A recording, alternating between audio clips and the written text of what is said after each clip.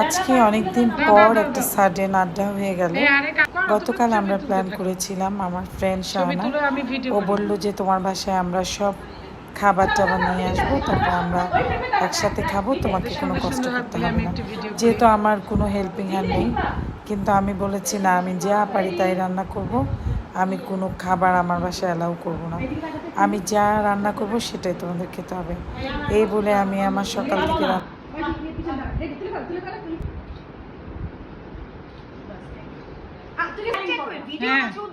video video